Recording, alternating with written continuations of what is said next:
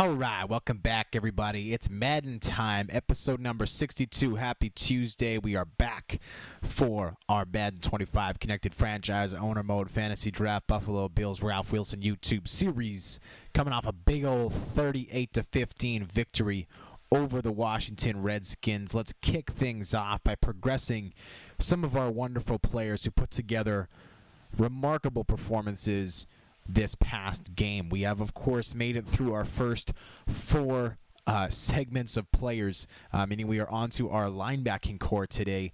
Justin Durant will be our first man up. We have spent a lot of time improving Justin Durant's tackling ability. His tackling ability at 91 now pretty much elite, I would say. The big place where we need to move for him is two areas: his block shedding ability and his man coverage. He was burned a couple times in man coverage this past game. To his credit, Durant was covering a very difficult tight end to cover, Fred Davis of the Washington Redskins. But if we could get his man coverage up to about a 70, that would make me a very happy camper. Make him one of a solid cover linebacker. Justin Durant quietly becoming one of the best defenders on this team. A guy who came to this squad sitting at just 84 overall. Not bad, but certainly not elite at the position. Suddenly looking as so. Justin Durant, we're also going to take a look at his power moves. Power moves and finesse moves are way down. His block shedding ability has been greatly improved over the past couple seasons, but we need to continue working on his power ability. Durant's coming into his kind of the prime of his career at this point. He's sitting at the age of 28 right now, and really being in your late 20s as a linebacker is when I think you start to play kind of your best football. You still have your speed, but your brain is catching up to the rest of your body. So Justin Durant will get his power moves way up here, get him into the 80s. Nope, we can't quite get him. 79 will be the cap, but either way, Durant progressing very nicely. Started this season 88 overall, and just those upgrades there will get him, well, still at 88, but either way, very nicely done. Miles Burris, 26-year-old, back up at the same spot. We're going to start off where we typically start off for our younger players. Play recognition and awareness. We'll try and get both those up to about the mid-70s. That might even take up all his points. But Burris is the kind of guy who's always had the physical ability. He's very nice in terms of his strength, his speed, his tackling abilities bang on. We just need to catch up his brain to be able to play this game with greater competence, let's say. So his play recognition, his awareness, hopefully we can get those both up to about a 75. Just bumping him up. And we should have about 3,500 points to still play with. His awareness is there at 75. Play recognition, boom. And we have even more points, 4,400 to work with. So that's perfect.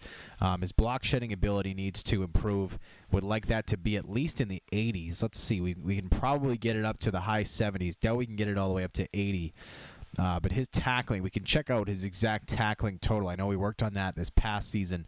Burris has been a very nice player for us on special teams, getting down there. He's one of those guys who has the speed to make it down there and the tackling ability to wrap up. Block shedding ability will be nice, helping him to get from point A to point B. And as we can see here, tackling is 90. That's phenomenal. His strength, 84. Very good for a guy his size and his speed. His speed, meanwhile, 83. Very nice for the outside linebacker. Burris could even be an incumbent at that spot. He's only 2 years younger than Durant, so he might never get the chance to move up the depth chart. But even so, 79, developing well. Started with us at 76 overall. So very nice. John Bostic here, meanwhile, run-stopping middle linebacker, has developed slower, quite honestly, than we'd hoped. His development, we upgraded it last year to quick. We're not going to be saving up points to make it elite, and so we need to start working on his other things. Block shedding ability is the biggest one for me. His block shedding, obviously last year, John Bostic was our user player. Oftentimes he gets caught up in the middle of scrums, does not have the ability to break through. And granted, to his credit, he oftentimes gets picked up by interior offensive linemen not exactly the easiest guys to just cast aside. However, his block shedding ability up to 85 now will help. His tackling ability, we need to improve that as well. 85, pretty good for a 23-year-old. We'll get that up to an 86.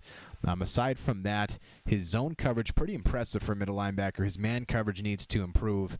Let's get him up 1 to 58 there. Would like to see that even in the 70s because he is a guy who needs to work on his coverage. Much more of a run supporter as shown by his style of play. We get his awareness up to 77. Play recognition, let's use that as well. Get that up to a 72. Hopefully Bostic keeps improving. He's not improved as fast as we'd hoped at the middle linebacker spot. Bostic came to us as 71 overall, now up to 78, which is nice. Started the season at 77. However, we need to keep seeing that for our investment in the rookie to really pay off. Jarrell Freeman, the backup at that spot, 28 years old, needs some love. I'm going to mostly focus for him on his tackling ability and his block shedding ability because those are the two things that really pay off for special teams play like we talked about with Miles Burris last season. That's where Freeman will play mostly. He does get in every once in a while in a 3-4 scheme on defense. However, we maybe run the 3-4 1 to 3 times a game, depending. Sometimes we don't play it at all. So Freeman gets a bit of an upgrade there. Now we're on to our right outside linebackers. Jason Worlds, 26 years old, came to us 82 overall. Not a dominant player, but somebody who's getting better all the time, like Justin Durant. When we started this team, our linebacking core was probably the weakest section of the team, but slowly with Bostic developing from his rookie season, this group is slowly starting to really get better. They're almost at the point where they're good across the board. Hopefully one day they can be elite. They're all still in their 20s. Bostic just 23, Worlds just 26, Durant just 28. So lots of room to grow. For Worlds, we're going to kick up his block shedding ability. We got his tackling ability up a bit. Block shedding is where we will go next. We'll get that to an 85. This block shedding will really help our run defense, I think, across the board for our linebackers. After that, if we can get to zone coverage, actually pretty good for an outside linebacker. Power moves could use some love. Get that up to maybe an 80. Help him use his strength. After that, I think man coverage is where we're going to look. His man coverage, I know Durant was mostly at fault this past game for getting burned. His man coverage, though, just at a 60. So that'll be where we go next. Sure, we'll get his zone coverage up to 71. And there we go. That's that. Lastly, we're going to go to C.O. Moore. C.O. Moore, one of our very few free agent pickups this past offseason, replacing Brandon Jenkins last season. Moore comes in 24 years old, originally drafted in real life by the Oakland Raiders in the 3rd round of the 2013 NFL Draft, 66th overall. C.O. Moore, mostly a special teams guy, and so we'll focus predominantly on block shedding and tackling ability. Two very important areas for special teamers. Tackling ability just 77, pretty pathetic. But again, Moore so young, just 24 years old, will be an investment for us as a backup. And hopefully one day will prove to be a bit of a special teams demon for us. Someone who can draw in case Worlds gets injured, as he did last year for part of the year down the stretch. In the meantime, we'll focus on his abilities to really shine on special teams, block shedding and tackling, and then from there we'll move into his coverage, his awareness, those types of things to make him more of a formidable, rounded player. Awareness being a big part of that. We get that up to 61 with his last points, and that is player progression. Linebacking, the linebacking group, the shortest of all of our different segments. Join us on Thursday in episode number 64 for all of our DBs and our 2 specialists. Aside from that, we're almost at the point. We have some players, for example, Vontae Davis, Dominic Rogers, Cromartie, Drake Kirkpatrick, who have a ton of points saved up from last year. Next episode, we will cap all that. So all of the points that rolled over from last year will be spent. Anyways, let's advance to next week now that we've talked about it. So week number 2 in the NFL coming up. We, of course, coming off the big victory at home in the first regular season game ever to be played at the brand new Bills Stadium. We'll see who our opponent is. We have one of our NFC games taken care of. This past game being played against the Washington Redskins. That means we're going to be playing the NFC East this year, which means we have the Eagles, we have the Cowboys, and we have the Giants coming up this this regular season. We've already finished off with the Redskins. So the NFC East, last year we were playing the NFC South. And look at this. We have a trade offer for Miles Burris, one of the gentlemen we just checked out. We'll take a look. Select, I don't know what this means. Evaluate trade offers from other teams.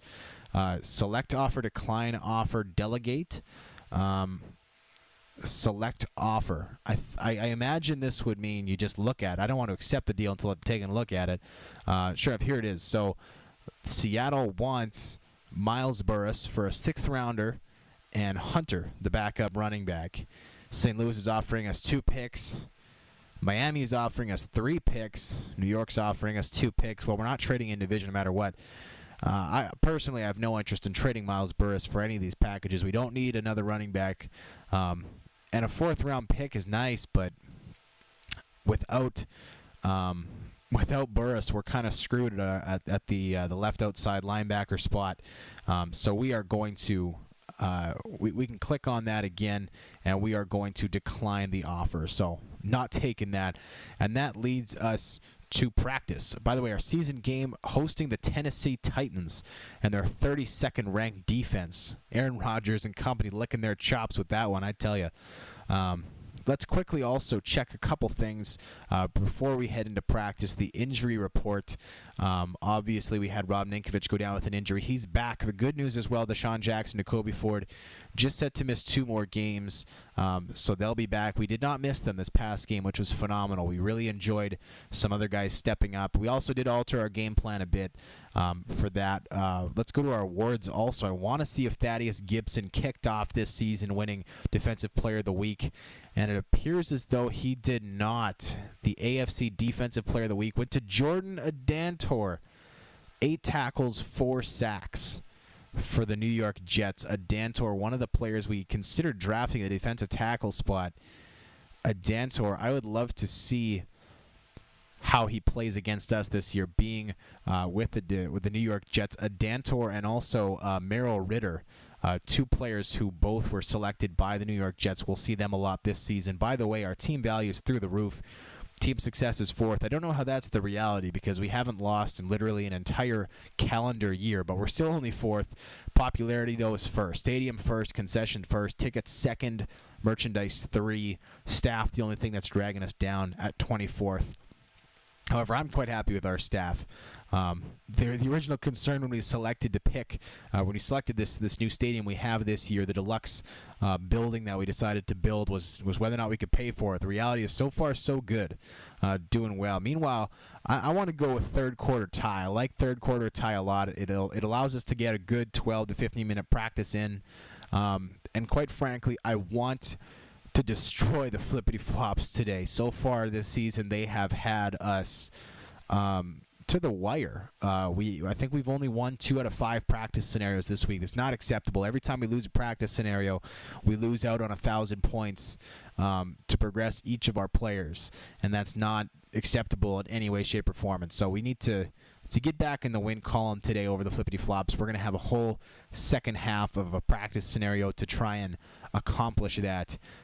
We will start off, it appears, as soon as the screen loads, on offense. 2nd and 10 is the name of the game here. So we'll go double tight ends. Why not? It works so well for us this past game.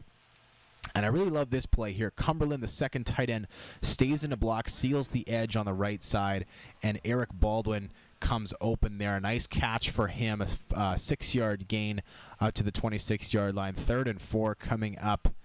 I love it. 2nd and 10. We just take half the yardage, and here we're going to go quick slants. Doug Baldwin, of course, lighting it up this past game against Washington, scoring a touchdown on the first offensive play of the game on this slant. Here he makes the catch, and he gets away from his defender again. 2 guys dive and miss, and he turns that one into a 17-yard gain. Doug Baldwin developing very nicely for us.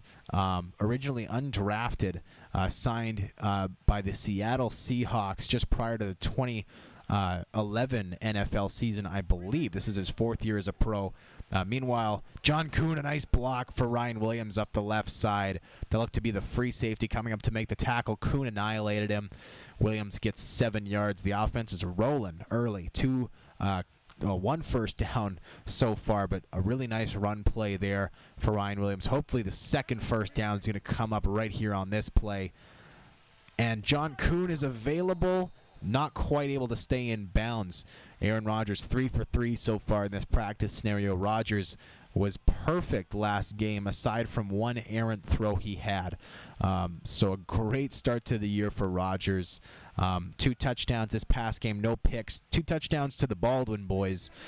Doug Baldwin at the first catch, Eric Baldwin at the second touchdown. And there Ryan Williams gets separated from the ball. A disaster here. Aaron Rodgers is going to have to make the tackle. Does on 93 of the flippity flops, the right end with the fumble recovery. Ryan Williams coughs up the football. That was our primary concern with the running game this coming into this season, was whether or not we were going to be able to prevent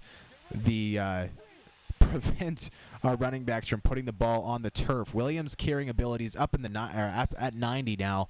Basman Hooker's a bit lower, but there Ryan Williams coughs up the ball. A fumble recovery and return for the flippity flop sets them up already in field goal range. Still lots of time in the practice scenario, but a rough thing to happen. We were putting together a nice drive there. Flippity flops have the first down, setting up this drive. And here, Bostic can't get out there. A missed tackle as well from Worrells. 7-yard run for the running back off the left side. The flippity flops, I don't even know what I'm going to do if we don't beat them today in this practice scenario. I'm going to have to, I don't know, take off all my clothes and go running in the streets screaming at the top of my lungs. I feel like that's the only rational, reasonable thing to do. Here's Sharknado Thomas, Drake Kirkpatrick in on the tackle, but not before the running back gets an 11-yard scamper off the right side out of the shotgun draw.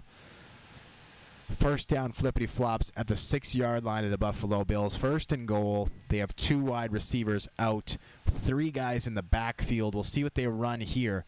Last week they embarrassed us on Friday, running the read option. Here they go, play action. Bostic on the fullback out in the flat, but the fullback drops the ball. Second and goal coming up here. We have to watch that read option. We don't want to get embarrassed again. 2 wide receivers again for the flippity flops. Double tight ends flanking the offensive line. 1 running back in the backfield. The tight end from the left motions to the right. Second consecutive play where this has happened. I'm smelling a run to the right side. Sure enough, that's what it is. Nice job there, crashing in on the play. Rob Ninkovich making the tackle. Just 1-yard gain there for the running back. They're going 3 wide receivers on this play. That'll bring up, I think, nickel 3-3-5 will be our selection, and I want to go cover 1 spy. I like this play because it keeps Bostic right there at the line of scrimmage. Trips on the left side, on the right side. 2 wide receivers, 1 tight end. Tight end flips side here. Sanford's going to be alone in the middle of the end zone. Moves up, 2 quick slants. The quarterback goes to the back of the end zone, and it's through the end zone, incomplete. And so the flippity flops, fortunately for us, will only be able to get a field goal on this drive, unable to capitalize on the fumble by Ryan Williams. The field goal's up and it's good. So the flippity flops take a 17-14 lead in this practice scenario. 38 seconds left in the third quarter, so we still got time. We still got plenty of time to work with. No problem. The offense is going to go out there, drive it, and do great. Here comes Basman Hooker, the backup running back of this Buffalo Bills team. He's got room to the outside on the left. 27-yard line will be where he's tackled. Doesn't quite get the edge there. Nice job recovering by the flippity flops. And so we will come out in single back, 2 receivers tight on the left side. That's Manningham and Castro, Baldwin and Baldwin on the right side, just running short little routes here. Castro in single coverage. Can he go over the top? He drops the ball, hits him in the hands.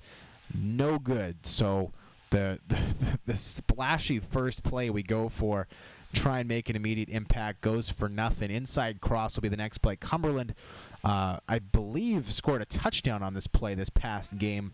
A play that's traditionally been very successful for him.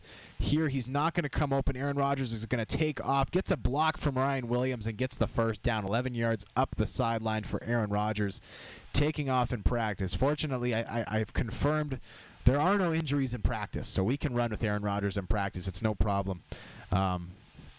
So there we have it. Here, Ryan Williams slated to run off the right side. But the third quarter is going to end. I thought I saw the strong, or the, pardon me, I was right. The strong safety creeping up for a blitz. Strong safety.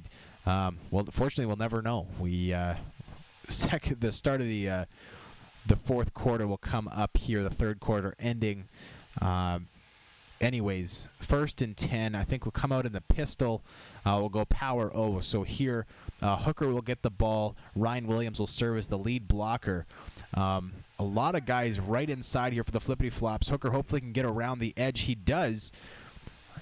Unfortunately, Mario Manningham not able to hold up the cornerback for too long. Goes for 4 yards. Still a decent gain.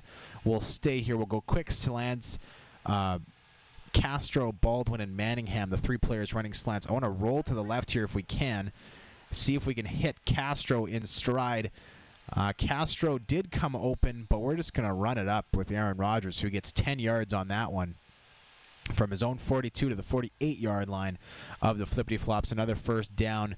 We'll go in shotgun here. Another slant play again, just keeping things simple. Aside from the one play to Castro, we've kept things very, very simple for us so far. Low-risk plays. And there across the field, Mario Manningham makes the catch, but he is dislodged from the football at the 40-yard line of the flippity flops. That play goes for nothing. We'll go bunch here, bunch trail, one of my favorite plays in the entire playbook. We unfortunately threw an interception on this play in our last preseason game. But here, Gino Castro came open, not able to bring it in, though. Gino Castro was running the corner route. It would have been nice if he was running the straight fly. I think he would have blown by the opponent. Until then, though, 48-yard line of the flippity flops. 3rd and 10 coming up. We got 4 receivers out there. Eric Baldwin lined up in the slot. Hooker will be the receiver coming up the middle. And Eric Baldwin's going to come open. He makes the catch, but only 5 yards on the play, setting up 4th and 5 at the 44-yard line of the flippity flops. It would be a 61-yard field goal here. I feel like we need to go for it. If we don't get it, it's not the end of the world, not the end of the practice session. It's fine. We'll go inside cross. Hopefully, though, we can get it. We have Eric Baldwin running this funky little route, wheel route up the side. Baldwin and Castro coming over the middle. Williams into the game. Castro's open. Nice job beating him out. And he even brings down a tackler. 20-yard reception for Castro. That sets us up in the red zone. 4 minutes left in the practice scenario. Normally here I would say let's play it extremely slowly. Just run out the entire clock. Try and score a touchdown with zeros on the clock. But there's a lot of time. I think too much time for that. And so we'll run our offense as normal. If we score, then great. If not, whatever. Williams up the gut for 7 yards, setting up 2nd and 3 at the 16-yard line of the flippity flops. We'll go double tight end set on the right side here again. Cumberland and Baldwin. This time I think we are going to send Cumberland, though, on a streak route. It's a funky decision, and he's not going to come open. However, in the end zone, we do have, and no, Doug Baldwin just can't bring it in. He had one hand on the football, not able to bring it in. And so it's 3rd and 3 coming up. Yeah, Cumberland, that was a mistake. Should not have altered that route. He was not going to come open there with the safety standing in. I thought the safety might be coming up, but he didn't. Here we'll give it to Ryan Williams off the right side, just hoping to get a first down. He puts his head down, and he fumbled the ball again. Eric Wood, the center, picking it up. Thank goodness for that. We have the first down at the 9-yard line of the flippity flops. Disappointing really here with Ryan Williams putting the ball on the turf twice. We've spent a lot of points, a lot of effort in the last while raising his carrying ability to 90, and here he's disappointing us big time, putting the ball on the turf in practice twice. Hurt us big time the first time. This past time, fortunately, does no harm. Sets up 1st and 10 at the 1st and goal at the 9-yard line. There, Eric Baldwin made a nice catch at the 5-yard line, 4-yard gain for him. Eric Baldwin had a very nice first game as a pro, getting his first NFL touchdown as well. Here we're going up the gut on second and goal. Ryan Williams, and he pushes back a defensive lineman. The right end, number 93, takes a shot from Ryan Williams.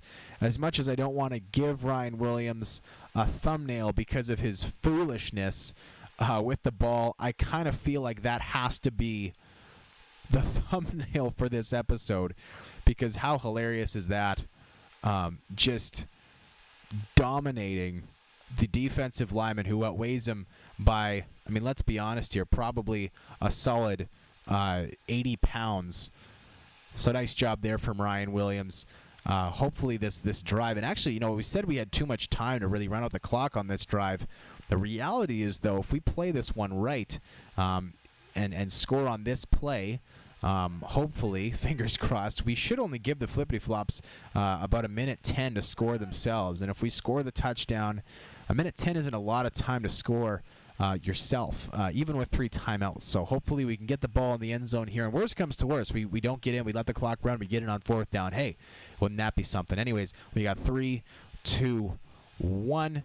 The play is off. Ryan Williams met at the goal line, loses a yard. So the 4th down is going to come up. Ryan Williams not able to get into the end zone, unfortunately. We're going to have to go goal line formation again. And this is normally where we would bring in Brandon Jacobs, good old Brandon Jacobs, to just do what he does best. Instead, Basman Hooker is going to come into the game as our speediest running back. He's going to try and run around the whole defense and score, just putting the ball inside the pylon. If he's been in the open field, well, let's hope he's feeling creative, can make a nice move. Here we go again. 4th down. 5, 4, 3. Practice scenario on the line. 1. The ball is off, and Basman Hooker's he gets stopped at the line. I thought he was in for sure. He should have laid out to the goal line. I thought he was in, and he's stopped. Unbelievable. No good. No touchdown. The drive is over. Right here, if we had dove, we would have been fine. John Kuhn goes for the block here. Here we were guaranteed. One player blocked up here. Pardon me. Number 29 is off kilter, and number 50, the middle linebacker, is about to get picked up by John Kuhn. The reality, though, is John Kuhn lets him slip by and make the play on Hooker. Unbelievable. Stupid play there. John Kuhn made a brutal mistake. Even then, though, if Hooker had dove, we would have been fine. Either way, goal line play coming up here. If we can get a safety on this play, we can. Oh, and look at this. The fullback of all people is off to the races. This practice scenario is done, folks. Flippity Flops are gonna take it. Not even worth calling our timeouts for. Absolutely brutal. Well, I guess we know what I'm doing. Running around the streets with all my clothes off. John Bostic takes a flag because I'm upset. Oh, that's brutal. We really deserve to take that one. The fumble stops the first drive. Nothing we can do about that. The defense tightens up, allows just a field goal. Then we drive the whole length of the field, and a stupid mistake costs us 1,000 development points. Damn it! Either way, this practice session's done. Thank you for joining me for episode number 62. Flippity Flops, get the best of us again. Damn it, John Kuhn. Damn it, Basman Hooker. Come on. All right, on that note, join me for our second game of the regular season tomorrow against the Tennessee Titans, hosting them, the second regular season game ever to be played at the new Bill Stadium. I'm Tuxedo T-shirt. I am disappointed, and I am out.